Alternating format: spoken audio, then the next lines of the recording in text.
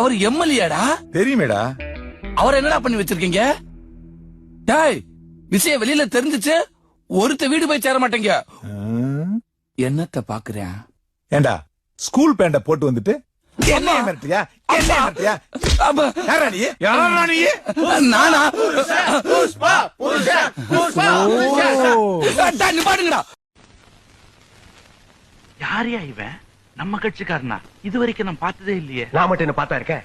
எவனோ பைத்தியக்காரன் தீய வச்சு செத்து போயிட்டான். அவனை நான் தியாகி ஆக்கிட்டேன்.